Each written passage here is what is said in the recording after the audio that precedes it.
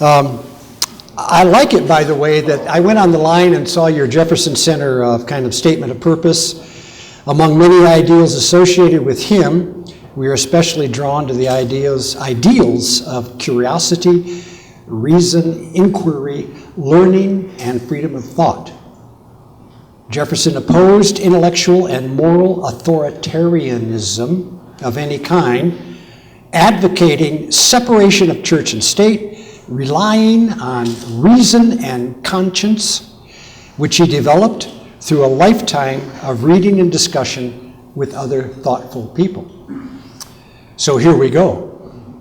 I've long admired Thomas Jefferson, and I wasn't even sure why, other than I thought he was the philosophical founder of America.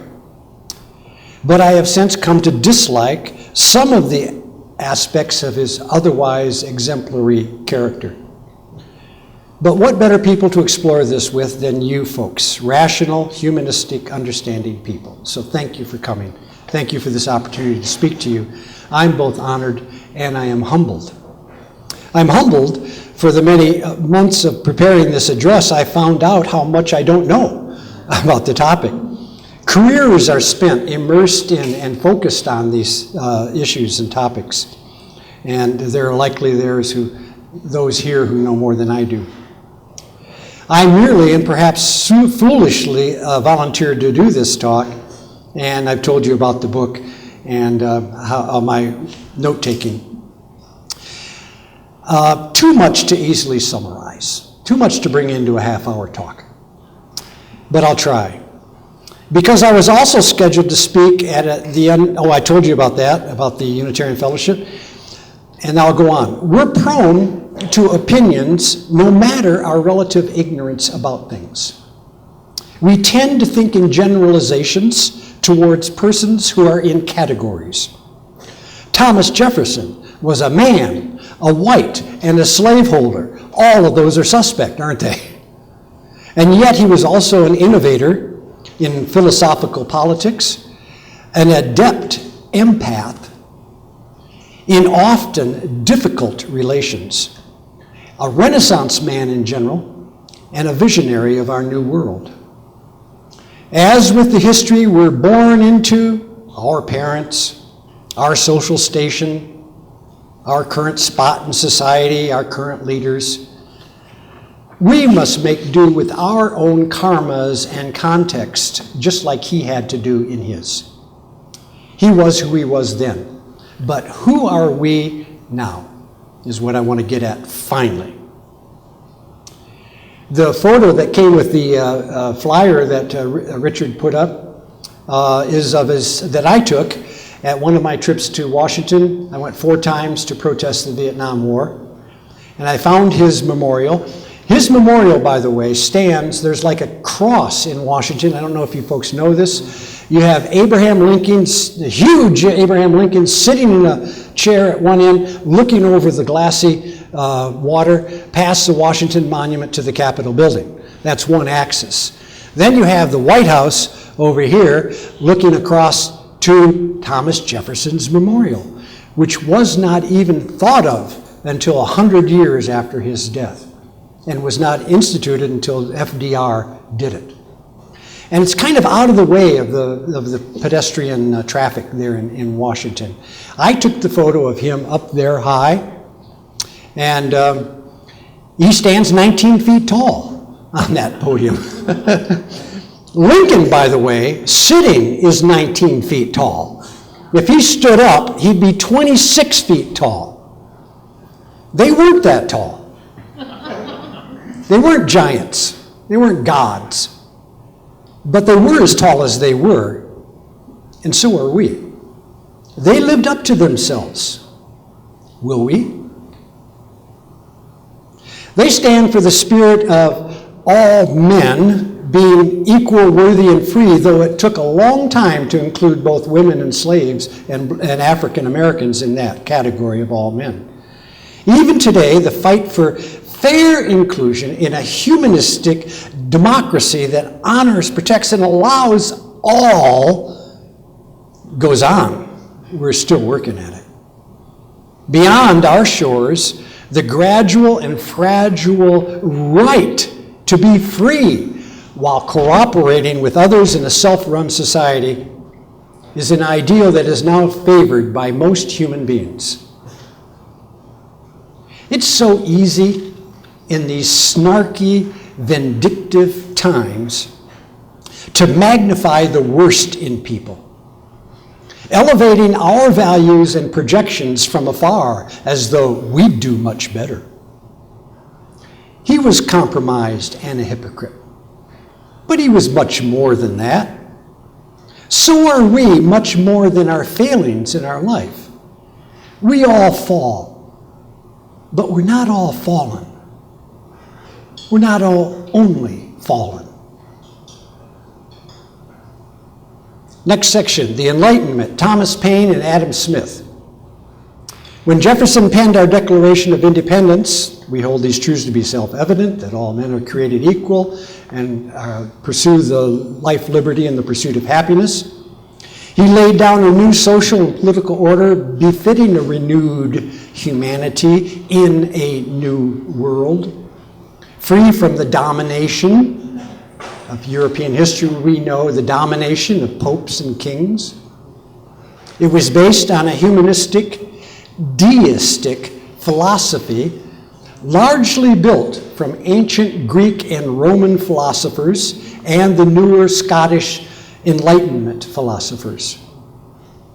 The deism, by the way, is a religious perspective that never took root and flowered in our country, even though we're based on it. He didn't say Jesus, he said the Creator, and that's an important distinction in terms of deist philosophy. While English law and Christian thought also informed him in his writings, he also deconstructed both of those, Christian thought and English law. King George III wasn't God's will on earth. Rather, the deist believed God's will is found in the laws of real nature, not fantasy miracles and old books. Jefferson took his scissors to the Bible in the White House, deleting all from the New Testament except the words of Jesus. He speculated in 1822 that most would adopt the Unitarian view of a humanized Jesus. Freedom of religion was also freedom from religion. And we need to live as we truly are, and wish is what he wanted. He especially admired Epicurus, the hedonist. Oh, what does that mean? The happiness, when he changed the word property to happiness, the happiness of an Epicurean isn't shallow and selfish. Even as Adam Smith, to my delight when I researched this, had written earlier than this, private happiness is built on civic duty, and that is built on our virtue. The deeper, longer, more important happiness that they envisioned was a communal happiness. The amorality of all against all, selfish, prideful units competing for advantage over others was not what they wanted. Jefferson altered John Locke's familiar words, life, liberty, and property, changing property to happiness, putting our country on a more spiritual foundation. By the way, property, what did it mean at that point? It meant owning land and people. People were property. Whereas happiness is universally available to everyone, not necessarily landholders and slaveholders. To understand Jefferson's context, we remember an even more seminal philosopher of our American hope, and that is Thomas Paine. Born in England in 1737, Paine came to our colonies in 1774, endorsed by Benjamin Franklin. His little 77-page pamphlet, Common Sense, released in January of 1776, sold 120,000 copies in the first year, one of the most widely read pamphlets ever in our American history per population. He wrote not to philosophers, but to common people, Why does a mere island rule a continent? He asked. It awakened and helped sway the colonies to break away from King George. And he joined the Continental Army and gave all his profits from his pamphlet to the army. These are the times that try men's souls, he wrote, and by men he explicitly meant women and slaves as well. He became a celebrity here, and especially in revolutionary France, but he was hated and condemned to die by England for denouncing their monarchy, all aristocracies and hereditary rule, all in the shadow, though, of the guillotine. However, he went on to write, he wrote, I think, 4 major things. But the last one, in the late 90s, was The Age of Reason, a diatribe against all religions, especially deconstructing Christianity and the Bible piece by piece. If you want a fun read, dive into that one, The Age of Reason. And it earned him the ire of our new nation. Such reason and passion and heresy left him to die broke and abandoned. 6 unknown people attended his funeral, while 26,000 attended Ben Franklin's. His bones were lost, dug up and lost. That's Thomas Paine. Paine prepared for what Jefferson then achieved. Now, we imagine that the colonies were all unified against England, but far from that, only about 10% of the colonists were revolutionaries. New England liked Old England. Established families, contracts, political forms were deeply entrenched. When reading its history, it gets confusing because there was the Republicans and the Federalists. But the Republicans, what we hear of as the party of Lincoln, Republicans, the party of Lincoln? Wait a minute, there's a disconcept going on here. It gets confusing because Republicans in those times are really what we call now Democrats. The Republicans today are RINO, R-I-N-O, Republicans in name only, more akin to the elitist Federalist of that time. Jefferson identified them as the largely rich merchants and bankers, the speculators who liked money first and monarchy second. He called them a numerous and noisy tribe. The Democratic Republicans, to use an adjective to help us out, of that time were the landholders, the farmers, and the laborers. Waking up people to be more than just subjects and serfs is itself the revolutionary act. The cause of America, wrote Thomas Paine, is the cause of all mankind. I think that's an important thought. Jefferson's preferred motto that he recommended that we adopt was, "Rebellion to tyrants is obedience to God." Wow! What if we thought that way these days? Let's look at his social context. Born into a relatively affluent aristocracy, when he was 21 years old, Thomas inherited 30 slaves from his father, Peter. 10 years later, he assumed another 135 slaves from his wife's father, who also gave them 4 plantations, totaling some 14,000 acres. 10 years later than that, Thomas was the second largest slaveholder in the state. These boons and burdens supported his architectural, philosophical, and political nature and work. And you know the word boon? It's an Indian word meaning a benefit, a gift. Boons and burdens. Thomas was uneasy with slaveholding, and yet he maintained it. "This abomination must end," he said, not ending it. "A man must be a prodigy," he said, "who can retain his manners and morals undepraved by a slave system difficult to end, a perpetual system nursed, educated, and daily exercised in tyranny." He inherited slaves, but he wasn't this whip-wielding monster that some like to imagine. The harshest punishment I came across was his scowling at Jupiter when he didn't bring a horse fast enough, reading him out in bossy terms the bystanders remembered. The examples of his being more humane to his slaves are many, but they weren't always. Seeking a, quote, rational and humane plan, he tried to ameliorate the slavery situation, building them better housing, offering them some small pay in addition to being slave, and training in various trades. And there were some horrid and tragic cruelties under his system. That's what the gentleman last week brought up at the end of the service about one slave bashing in the head of another to avoid a whipping. It was a horrible story. It turns out that wasn't under Thomas's view. It was when he was out of town, and it was a series of slave managers, 3 of them, a confusing system, that led to this tragic event.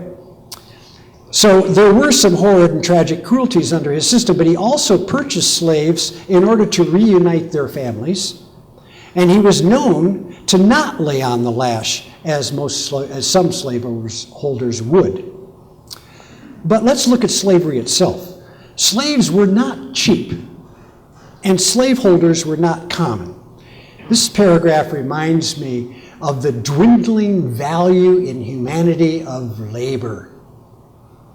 We needed labor to manage a crop, to harvest a forest, to build a machine, to do all these things. We needed people to do this. But since the cotton gin and on, we have repeatedly put machines and robots in charge of what we used to have to do by hand, leaving those who used to do the work where?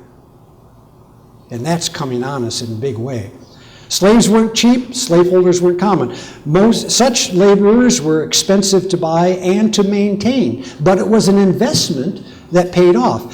$400 for a slave in 1850 equates to a low of $12,500 today to $205,000 today, depending on how you do the metrics.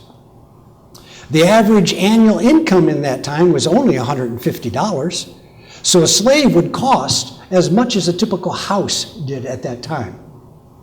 80% of Southerners didn't own slaves, and of those who did, most had maybe one or a few. Only 1% in the South owned more than 1,000. And by the way, there's a big distinction between the Northern South and the Southern South in terms of how many slaves were needed for what, and the larger plantations were farther south. By the time, I recently had an opportunity to be in western North Carolina, up in the mountains, a little town called Marshall, that never had the issue of slavery there because they didn't have any plantations. It's all steep hills and rocky stuff and everything.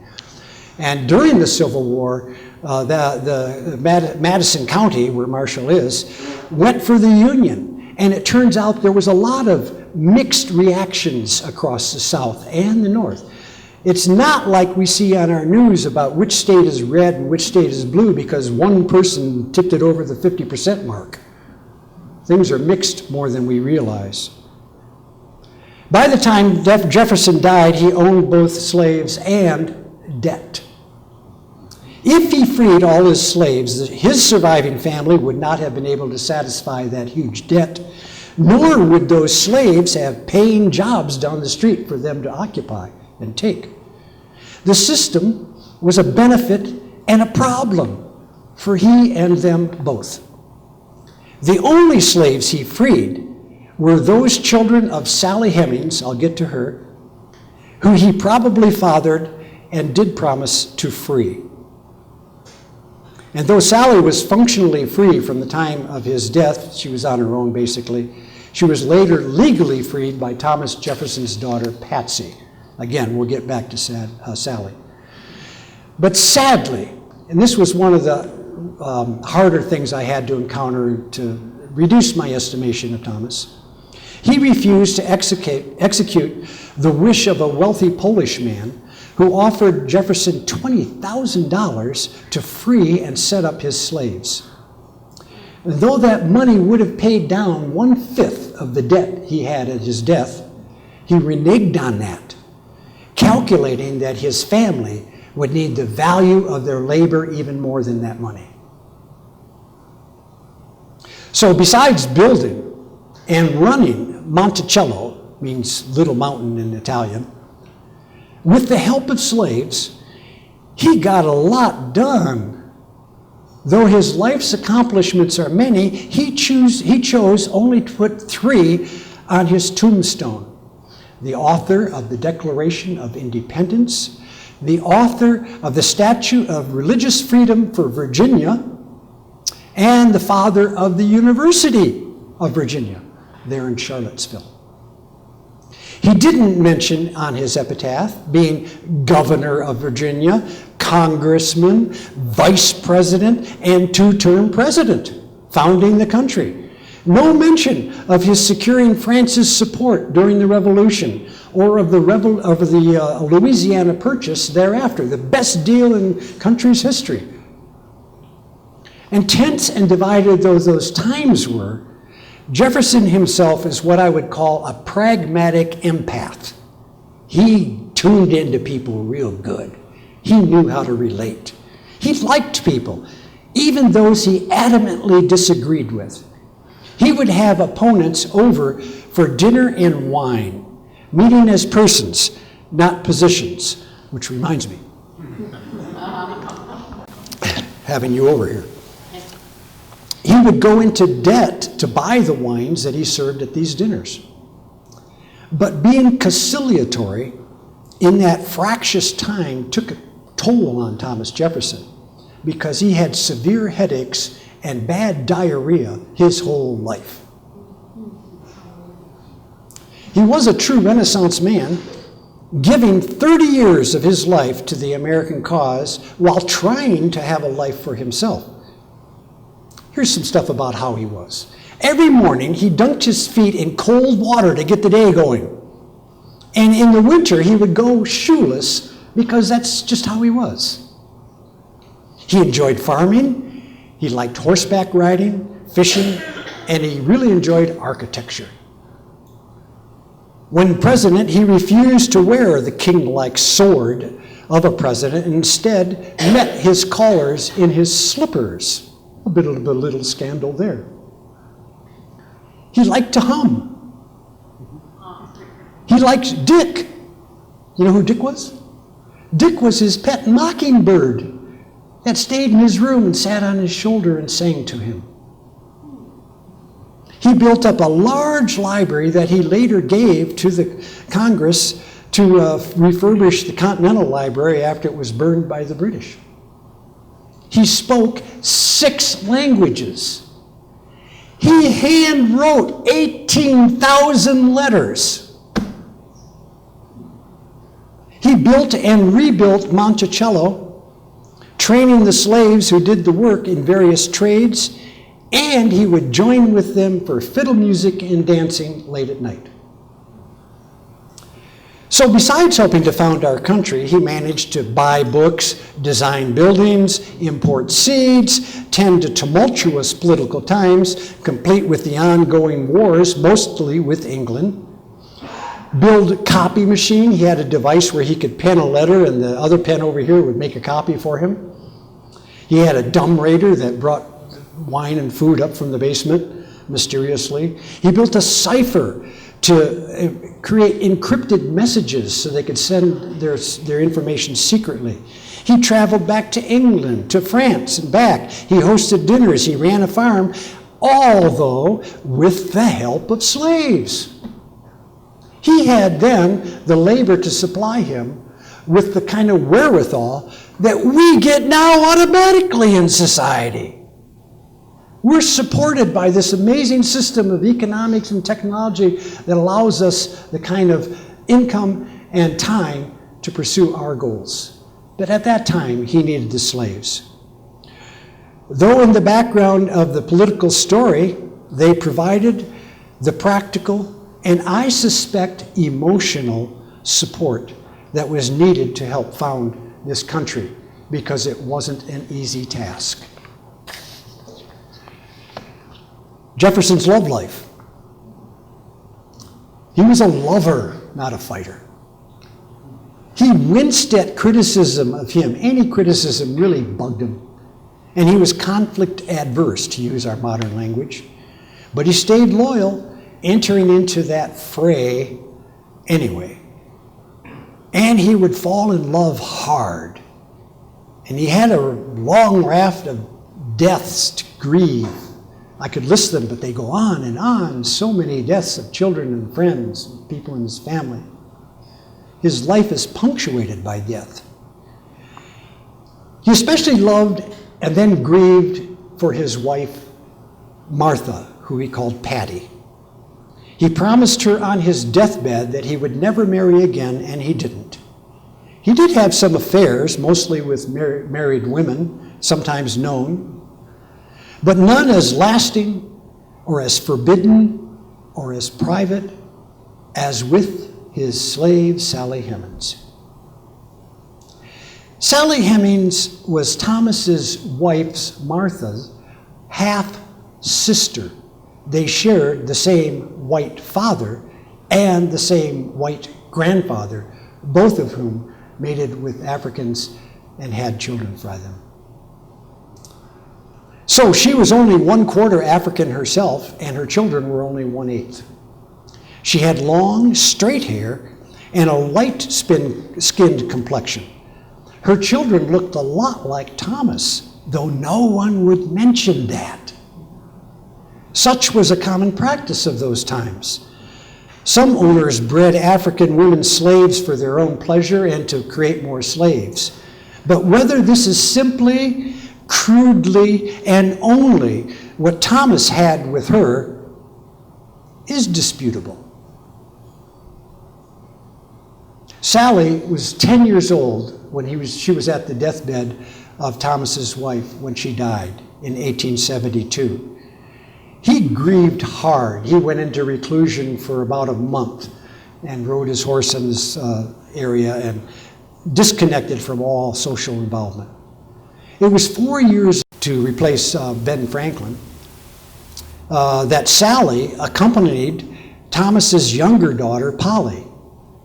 The ship's captain was apparently attracted to this young, fair girl, but rather than return to America with him, which itself was suspect, she stayed on with the Jeffersons. If she had chosen to, she could have stayed in France as a free person because French law outlawed slavery and provided protection for those who would flee it. But she didn't. She ended up coming back, pregnant, only to lose that child.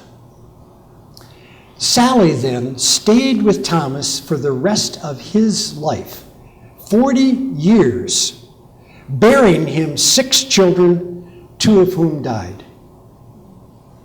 He had vowed to, back in France, to set her children free when they reached 21.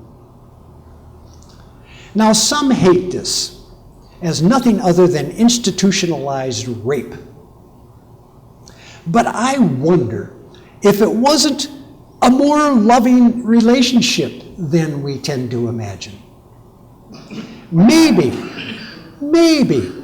they were both finding solace and security in the arms of each other. Jefferson would not have been able to take her into public life. As it was a scandal. He got accused of many things during his life, being a deist, therefore an atheist, and this and that. But one accuser used the double put-down term, a Congo harem, insulting both a race and a sexuality, to attack him. So I'm wishing, actually, that they had a good love and sex life, if necessarily private. And if they did, I would not blame them for it, either one. He couldn't and he didn't take Sally into his prominent social life, but instead of her being the first lady in the White House, conveniently, Thomas called gracious Dolly Madison into that crucial role. James Madison's wife, Dolly, was buxom and pretty and socially skilled. She was renowned for fulfilling her role charmingly and even seductively. All three of them lived for a time in the White House, close friends. Sally, meanwhile, tended to Monticello. She named a son Madison. Three others received names from Jefferson's mother's family. Their families were intertwined for generations, but the racial divide kept the Hemings line in the shadows despite their predominant whiteness. So, Thomas Jefferson stands tall, but he wasn't 19 feet tall. His inability to rise above his own privilege and racism tarnishes an otherwise heroic standing. The system of slavery he couldn't ameliorate and didn't fix went on to get even worse. He didn't treat the natives or African Americans as well as we would prefer now, but he got a lot else done. The ability to think for ourselves and to say so, the right to believe as we will, to not have to believe what someone tells us to do, to disbelieve what they would impose, the value of education in our society and of science in our society, the challenges and opportunities to be our own rulers instead of having popes, kings, or corporations manage our lives, the possibility of granting all their inherent worth and inalienable rights are now ours to cherish, to defend, and to improve. Jefferson wasn't 19 feet tall, but he was as tall as he was, 6 foot 2 inches. He stood up to his times. Are we standing up to ours? Last section, now.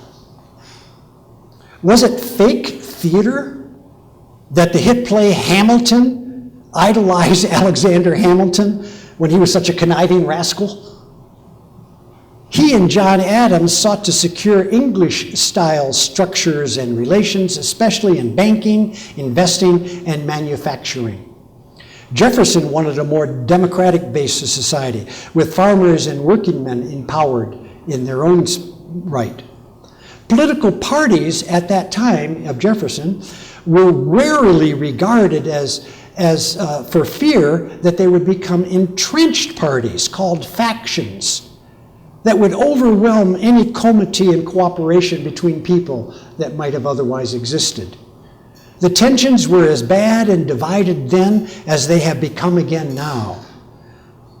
Jefferson called it, perhaps presently for our time, a reign of witches.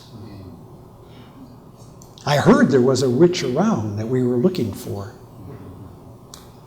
On August 11th, 2017, a huge angry rally of white nationalists popped up in the very town where Thomas Jefferson once founded the public university, the first public university in the country, and they converged on his statue. A small group of incredibly brave counter-protesters surrounded and protected the statue of Jefferson, protecting it and his legacy from the torch-wielding angry men who were chanting, "You will not replace us! You will not replace us!"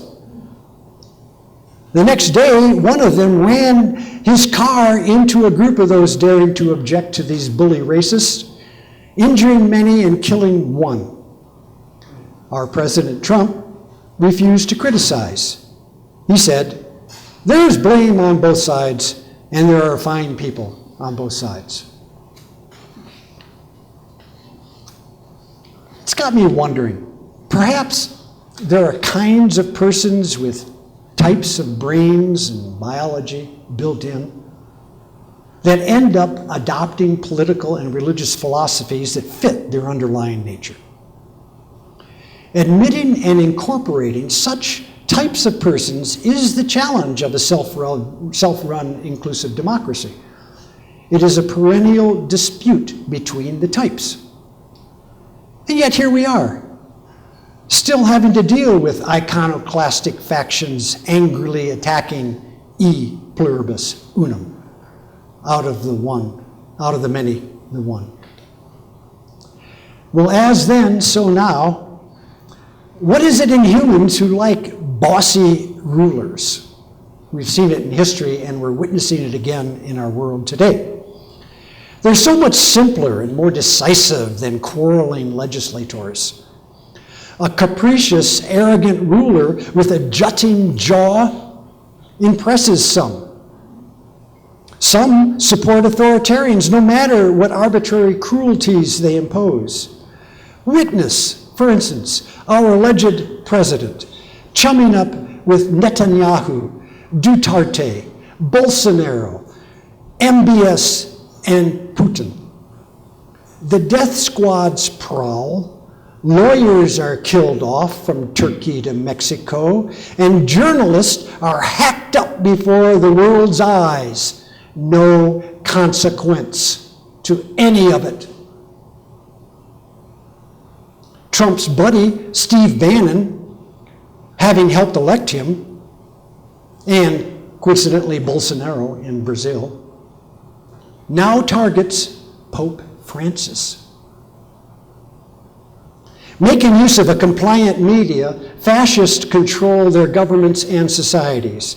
Angry bullies intimidate kinder people back into isolated silence. Overweening arrogance is all the red tie rage. So I'm reminded here, Houston Smith came to town here, the historian of religions, back in the 80s. And he reminded us of something that I think is important here.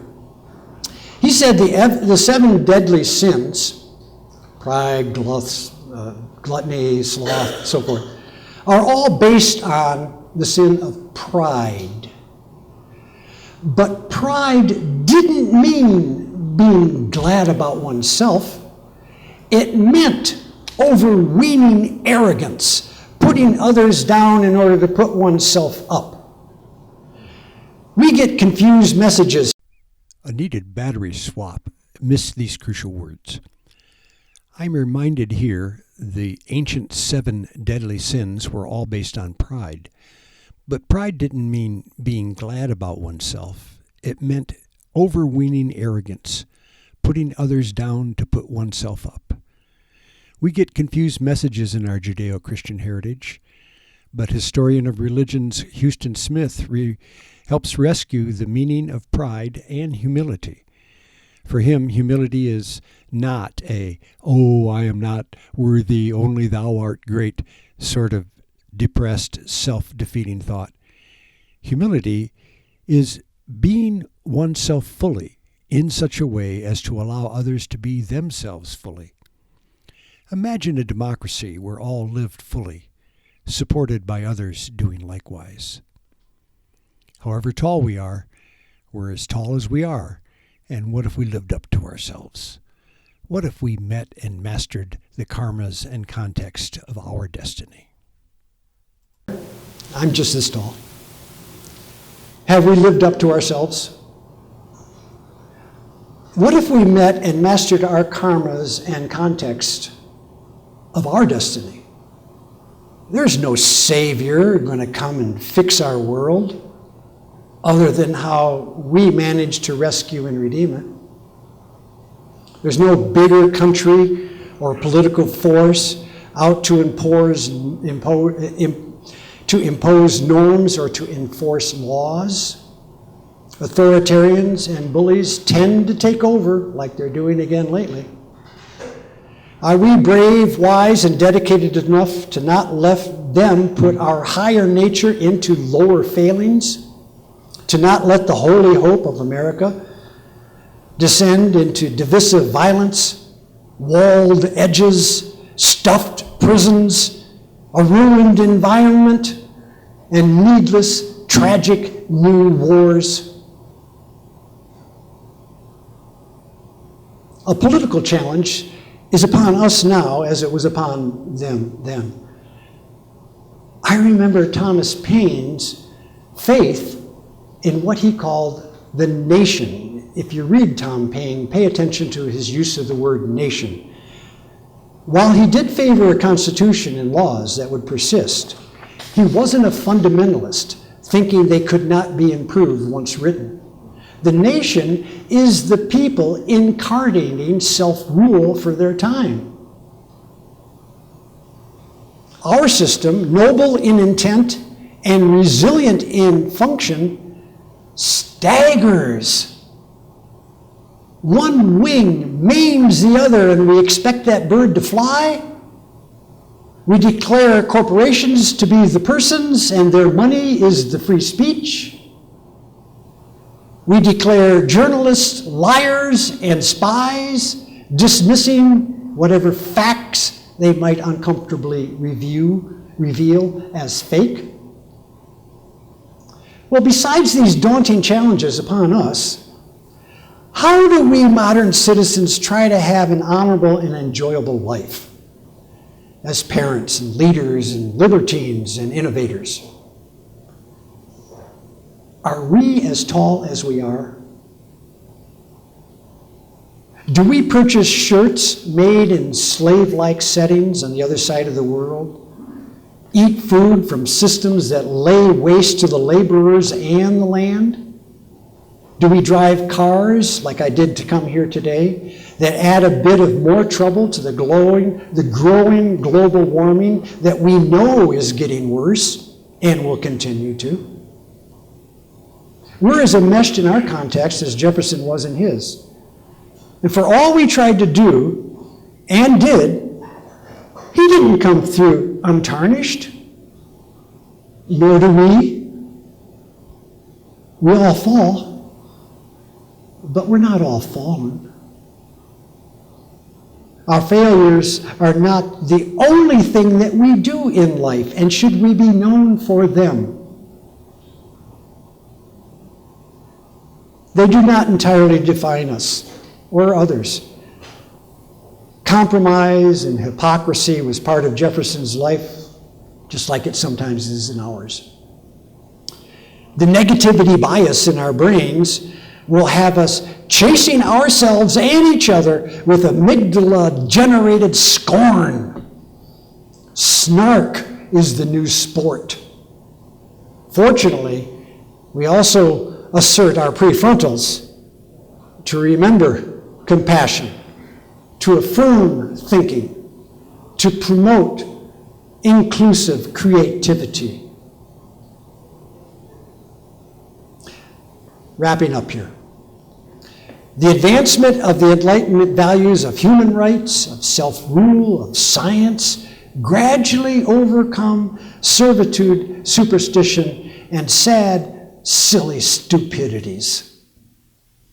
The arc of justice is long, and it bends towards justice, freedom, rights, and fulfillment. But it takes a while. The slave who started out helping to cast the bronze Statue of Liberty standing atop our Capitol was freed by its completion. We slowly get better when we want to. And that's the important part for us today. Our criticisms of Thomas Jefferson are because we want better than that. We want to be even better, and we do improve. So I'll close now by remembering the slave, popped up in the reading here, careful reading, Burwell Colbert, C-O-L-B-E-R-T, Colbert maybe. He rescued Thomas Jefferson from a plaster cast that was being placed on his face towards the end of his life in order to make a bust of him, and it almost suffocated and killed him. But Burwell Colbert rescued him. And then he propped up Thomas's pillow on his deathbed when the others didn't understand what Thomas wanted. His slave Burwell did. Curious, he should have the same last name as the brilliant comedian who explains our current times to us, Stephen Colbert. Stephen Colbert stands as tall as he is. We should too. Thank you for your attention.